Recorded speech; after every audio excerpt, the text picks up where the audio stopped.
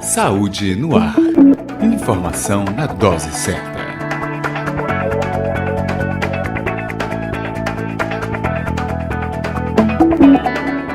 Olá para você que sintoniza o Saúde no Ar, a sua dose diária de informação para uma vida melhor. Eu sou Patrícia Tosta e a partir de agora estamos juntos levando dicas, informações e orientações para você que quer cuidar do seu maior bem, o seu maior patrimônio, que é a sua saúde. Saúde no Ar, você acompanha todos os dias, aqui pela Excelsior AM, a emissora da família baiana, presente em mais de 200 municípios do estado da Bahia. Você sintoniza Excelsior AM 840. Também pela Rádio Web Saúde no Ar, baixando gratuitamente o nosso aplicativo em seu smartphone ou tablet. E ainda a todos os ouvintes internautas que nos acompanham pelo portal www.portalsaudenoar.com.br. Seja você também acompanhante da nossa programação, das nossas redes sociais, o Twitter, o Facebook ou o Instagram e ainda no nosso WhatsApp 9681-3998. Sintonize, curta, compartilhe, porque se é saúde, saúde no ar. Conversando com especialista. 20 de janeiro é dia do farmacêutico e o programa Saúde no Ar vai falar da importância desse profissional, como ele atua e também hoje, de forma especial, tratando também do cuidado que é preciso ser tomado no uso, na manipulação dos medicamentos. E está aí a importância, uma forma de reconhecer a importância desses profissionais. Para falar sobre esse assunto, homenageando todos os farmacêuticos pela passagem do dia, é nosso convidado, farmacêutico bioquímico, presidente do Conselho Regional de Farmácia, Mário Martinelli Júnior, mais uma vez aqui com a gente. Prazer, bom dia, parabéns pelo dia. Bom dia Patrícia, bom dia ouvintes da Rádio Excelsior, do programa Saúde no Ar. É sempre uma honra, é muito gratificante estar aqui contigo, falando para os seus ouvintes sobre a importância desse profissional para a saúde dos usuários do serviço. Pois é, então, qualidade de vida, a saúde também passa pelas mãos do farmacêutico. Então, para garantir a saúde, esse profissional, Mário, tem uma importância grande. Queria que você falasse um pouco como é que o farmacêutico compõe o universo da saúde e da qualidade da vida das pessoas. Patrícia, o farmacêutico hoje, ele está habilitado para trabalhar em diversas áreas. Eu ouvi você falando aqui agora que amanhã você vai fazer uma entrevista sobre a importância da orientação farmacêutica para os exames laboratoriais. Então nós temos farmacêuticos, aqueles que trabalham no laboratório, que cumprem um papel importante na orientação da coleta de forma adequada para que esses exames eles apresentem os resultados esperados. Aí nós temos aqueles profissionais farmacêuticos que estão trabalhando nas farmácias comunitárias, nas farmácias hospitalares, todos eles cumprindo um papel importante na sua formação. Hoje, nós estamos, claro, agora com a evidência, com a Lei 13.021, no qual transformou as farmácias em estabelecimentos de saúde, uma importância muito grande deste profissional farmacêutico nesses estabelecimentos. Então, ele deixa de ser apenas aquela pessoa, nunca foi, né? Não é o balconista que atende, mas alguém formado para passar uma orientação correta. E isso faz toda a diferença e traz um pouco mais de segurança também para a comunidade. Ao chegar em um estabelecimento de saúde, uma farmácia, e lá encontrar um profissional que possa tirar dúvidas. Claro que a automedicação nunca, né, é indicada, mas sempre chega alguém pedindo uma informação, uma orientação, e lá está o profissional, inclusive, para desestimular essa prática. Com certeza, o farmacêutico está lá para poder orientar o usuário do medicamento de forma correta, verificar a posologia prescrita pelo médico, o tempo de duração do tratamento, observar se for medicamento oral, utilizar sempre com água. Então, essas orientações, o profissional farmacêutico ele está habilitado para prestar para os usuários do serviço. Então, além disso, nós podemos também agora, com essa nova resolução, com essa nova lei, a questão da aferir uma pressão, dosar uma glicemia capilar, são serviços farmacêuticos para nós podermos ter o cuidado com o paciente. E o importante é que tenha esse entendimento em toda a rede, né, o setor comercial também o Serviço Único de Saúde, para garantir a presença desse profissional na capital, também no interior, para que em cada farmácia exista lá a presença. Quando isso não ocorre, aí o Conselho também atua nesse sentido de garantir a presença desse profissional? O Conselho atua fiscalizando esses estabelecimentos para que seja cumprida a lei, juntamente com as vigilâncias sanitárias. Muitas vezes nós temos também o Ministério Público participando dessas ações para fazer cumprir a lei, para que esse estabelecimento funcione com a presença deste profissional na sua integralidade. Hoje nós estamos vivendo, né, em todo o estado, no país todo, vive uma grande epidemia da dengue, da zika, da chikungunya. Falamos na tríplice, né, epidemia. E nesse período, muitas vezes, aumenta a busca pelos serviços de saúde e também a procura pelas farmácias. Numa situação como essa, onde a comunidade está mais mobilizada, onde há mais frequência de problemas de saúde, o profissional também acaba tendo um papel importante na orientação, né?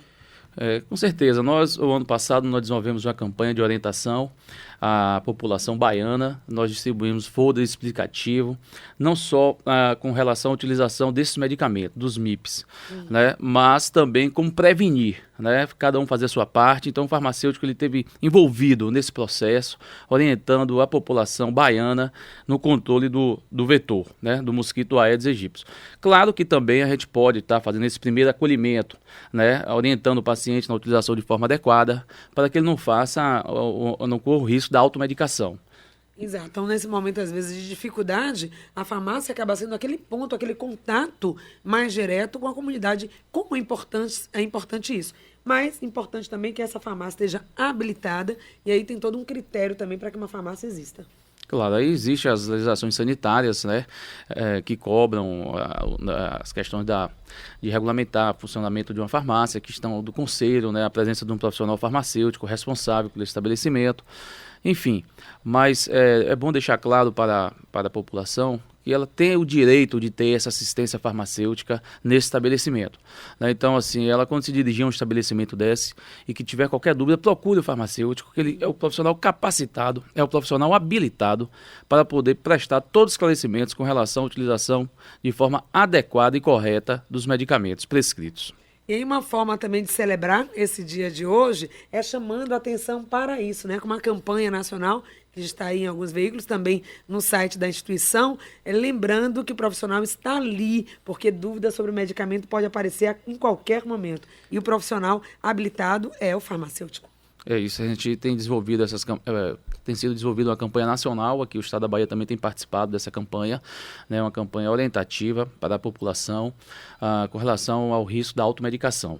Nós sabemos que isso ocorre ainda em número expressivo no Brasil, por conta muitas vezes da ausência deste profissional nesses estabelecimentos, e então o Conselho Federal, junto com os Conselhos Regionais de Farmácia, vem ano a ano desenvolvendo essas ações, e essas ações são divulgadas não somente no dia 20 de janeiro, onde nós comemoramos o Dia do Farmacêutico, mas durante todo o ano, sempre que possível, nós estamos desenvolvendo essas campanhas e orientando a população, né, contra o risco da automedicação.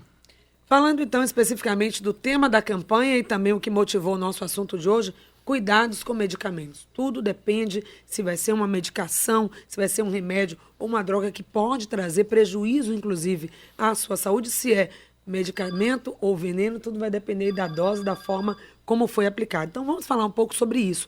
Que cuidados devem ser tomados de modo geral e depois, para os casos específicos, com o uso de medicamentos? Patrícia, os cuidados são grandes, né? A gente precisa observar a posologia, né, o tempo de duração, com relação principalmente os antimicrobianos, né, que existe uma realização de retenção de receita, né, de verificar a quantidade prescrita pelo médico. Que seria o que? Os antibióticos? Os antibióticos, né, usar de forma correta.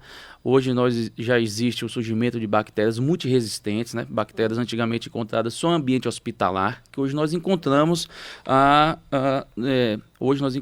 comunidade, por conta da utilização inadequada desses antimicrobianos. Então, os antimicrobianos é uma questão que nós temos que ter uma atenção. Nós temos que ter atenção também com os medicamentos, com as interferências medicamentosas, com as interferências alimentares. Como você colocou, vai depender tudo da dose, como é que é utilizado esse medicamento, que ele pode se transformar em uma droga, sim. Agora, esse cuidado já começa, Mário, na escolha, na compra, né, na aquisição do medicamento. E aí, às vezes, a comunidade se perde em meio a tantos laboratórios, no genérico, no similar. Que medicação levar efetivamente para casa e que vai dar para aquela pessoa um resultado esperado. Então, começando daí, cuidado na escolha, na compra, na aquisição. Esses De cuidados, onde comprar, né? esses cuidados eles já devem existir por natureza, né? Então tem que observar sempre o prazo de validade, o farmacêutico ele está lá para observar isso. Existe o controle de qualidade da produção desses medicamentos. A Anvisa, quando libera um medicamento para ser comercializado no Brasil, esses laboratórios eles passam pelos rigores técnicos, né, de fiscalização para observar se está dentro dos requisitos legais para a produção desse medicamento. Então, assim, a gente não tem como correr risco, claro, tem que ser observada a questão da validade, né, o farmacêutico está lá para isso, toda a cadeia de produção, a logística de produção, até a chegada desse medicamento desses estabelecimentos, para ver se ele chegou de forma adequada, se ele foi armazenado de forma adequada, dentro da temperatura exigida, né? Então, algumas farmácias elas já têm sido cobradas pelas vigilâncias sanitárias para adequação da temperatura interna. Nós sabemos que muitas vezes, alguns municípios aqui no estado da Bahia, principalmente no verão, nós temos uma elevação de temperatura que pode, de certa forma, prejudicar o princípio ativo desse medicamento. Então, a vigilância sanitária, junto com o conselho, está atento a isso. E alguns municípios já são cobrados a adequação para a climatização desses estabelecimentos. Muitas vezes, essa medicação, quando chega em casa, seguindo todas as regras, aí é preciso também estar atento às orientações da Anvisa, que sempre também divulga alguns medicamentos, alguns lotes que são indevidos para comercialização. A população também precisa estar atento a isso. Precisa estar atento a isso. Sempre está ocorrendo algum problema de produção e que a Anvisa e o Conselho Nacional de Farmácia ele cumpre esse papel também. Ele divulga no seu site, na sua página, no Face, na fanpage, né? E é bom a população estar ciente. Eu acredito também que isso, quando ocorra, o estabelecimento de saúde, a farmácia, ela entra em contato com o usuário que adquiriu esse medicamento para que ele possa vir até o estabelecimento e trocá-lo. Ao levar o medicamento para casa, aí é outra dúvida, onde guardar? Tem medicações que pedem realmente um local mais arejado, até mesmo na geladeira, onde, que momento? E também a recomendação de ter aquela farmacinha em casa, Mário? Bom, aquela farmácia em casa já é cultural aqui no Brasil, Pois né? Eu acho que não seja tão necessário. A gente sabe que podemos correr risco com esses medicamentos em casa, principalmente aquelas residências, aqueles domicílios onde há a possibilidade que existem crianças, então a gente tem que sempre deixar longe de alcance de crianças, porque existe também a questão da utilização desses medicamentos para intoxicação medicamentosa, não podemos deixar próximo ao fogão, ou em cima de uma geladeira, onde você tem um aumento de temperatura, onde você tem algo também que eleva algumas vibrações que com isso possa prejudicar o princípio ativo. Então você guardar numa caixinha, num lugar longe das crianças, fora do alcance de crianças, num lugar onde tem uma temperatura adequada. Cuidado também com a dosagem. Alguns medicamentos já vêm ali com um copinho, com a seringa, indicado para a dosagem. Tem pessoas que não, que usam outra forma de tomar esse remédio. Isso pode trazer problema?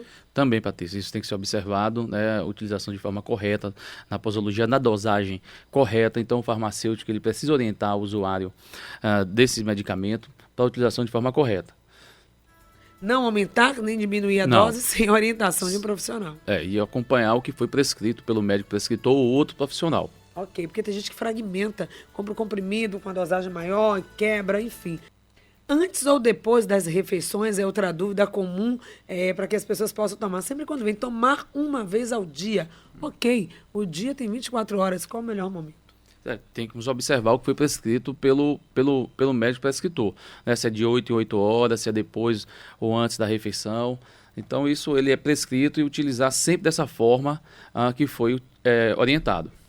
Que tipo de problemas a comunidade pode ter pelo mau uso, pelo uso inadequado de uma medicação?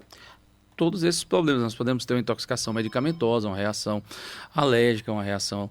Então, a gente tem que estar atento a esses sintomas. Assim que um usuário do medicamento ele evidenciar esses sinais, esses sintomas, ele tem que se dirigir a uma farmácia, procurar um farmacêutico para que ele notifique e entre em contato com o médico, né, para ver se há possibilidade de substituição da medicação, interrupção do tratamento, até descobrir o que levou a essas reações. Quem já está tomando o remédio, aí vai para um outro profissional, ou seja, faz uso de medicação contínua. Aí os diabéticos, hipertensos, cardiopatas, e aí foi para um outro médico que prescreveu uma outra medicação. Às vezes pode ter choque, compatibilidade medicamentosa? Pode sim. E aí são as interferências medicamentosas. Caso isso venha a ocorrer, o farmacêutico está ali para orientar, entrar em contato com o médico prescritor, conversar com o paciente, né? Não será possível você utilizar esse medicamento com esse, né? Levar até o outro profissional que ele já estava utilizando aquele medicamento. Isso é uma questão que ocorre com frequência. Então o farmacêutico está lá para orientar e tirar essas dúvidas. Então, similar, genérico, mas uma dúvida muito comum da comunidade, né? Tem o mesmo efeito, é a mesma coisa. Tem sim, Patrícia. Na verdade, esses medicamentos eles passam pelo teste de proeficiência. Então é verificado a composição, o princípio ativo. Então, assim, se ele é liberado pela Anvisa para entrar no mercado, já existe um controle da Agência Nacional de Vigilância Sanitária para a produção desses medicamentos. Então nós partimos do entendimento que eles estão ali porque eles estão cumprindo toda a legislação para a produção, tanto do genérico quanto do similar. Com relação ao cuidado no uso de medicação, uma coisa que eu observo muito, principalmente com relação a idosos. Às vezes eles foi ao cardiologista, o médico prescreveu um remédio. Depois, o endocrinologista, uma outra medicação. Às vezes é o mesmo remédio, só mudou o nome lá do laboratório, mas a substância, o princípio ativo vai ser o mesmo. Isso acaba confundindo um pouco. Então, quem tem aquela série de medicações para coração, para colesterol, enfim, como é a melhor forma, né, de administrar tudo isso? Quem toma muitos remédios, tem várias patologias e faz uso de vários comprimidos ao dia. Tem que observar os horários prescritos, né, dessa utilização desse medicamento, verificar se está existindo algumas interferências com relação aos princípios ativos que foram prescritos, observar se existe algum sinal também de intoxicação medicamentosa, e acompanhar todas as orientações adequadas pelos médicos prescritores e pelo profissional farmacêutico. Tem um ouvinte que participa pelo WhatsApp e diz o seguinte: falamos de automedicação, que isso deve ser evitado, mas ele fala que a automedicação tem muita relação com, às vezes, a falta de atendimento no serviço de saúde. Se existe em uma comunidade um serviço de saúde precário, há uma maior tendência, uma cultura à automedicação.